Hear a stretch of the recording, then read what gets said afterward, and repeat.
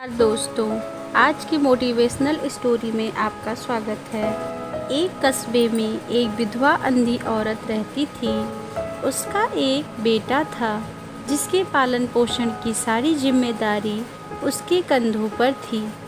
वह अपने बेटे को पढ़ा लिखा कर एक बहुत बड़ा आदमी बनाना चाहती थी, इसलिए उसने उसका दाखिला कस्बे के सबसे अच्छे स्कूल में करा दिया। वह दिन रात मेहनत करती थी ताकि बेटे की स्कूल की फीस दे सके। लड़के के स्कूल के बच्चे उसकी माँ के बारे में जानते थे। वे सब उसे अंधी का बेटा कहकर चिढ़ाते रहते थे। लड़का इससे बहुत परेशान था। उसे अपनी माँ पर शर्म आने लगी थी। वह उसके साथ कहीं भी आने जाने से कतराने लगा था। जब लड़का बड़ा हुआ तो उसकी शहर में अच्छी नौकरी लग गई।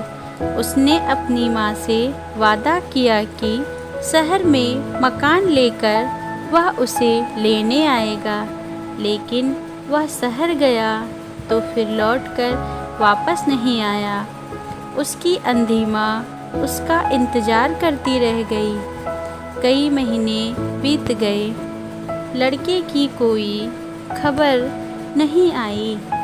अंधी एक दिन उससे नहीं रहा गया और वह बेटे से मिलने शहर पहुंच गई। पूछते पूछते वह बेटे के ऑफिस पहुंची।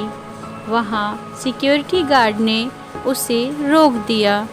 अंधी औरत ने गार्ड को अपने बेटे का नाम बताया और बोली कि उससे जाकर कह दो कि गांव से कोई मिलने आया है।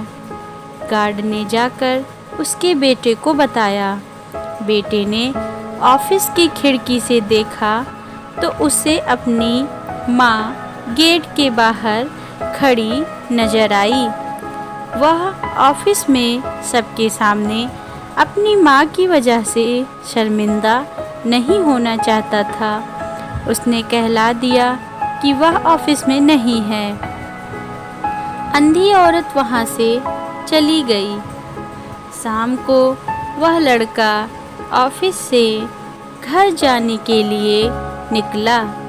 रास्ते में एक जगह काफ़ी भीड़ जमा थी। वह अपनी गाड़ी रोककर भीड़ के पास पहुंचा और तो बीच सड़क में अपनी माँ को मरा पाया। उसके हाथ में एक चिट्ठी थी जिसमें लिखा था, बेटा, बड़े दिन हो गए थे, तेरी कोई खबर नहीं मिली। चिंता हो रही थी, इसलिए तुझसे मिलने चली आई। तू तो अब बड़ा आदमी बन गया है। तुझसे मिलना अब शायद मुझ गरीब की किस्मत में नहीं, लेकिन मैं बहुत खुश हूँ तेरे लिए। तूने अपना ही नहीं मेरा भी सपना पूरा किया। मलाल है कि मैं तेरी तरक्की देख नहीं सकती।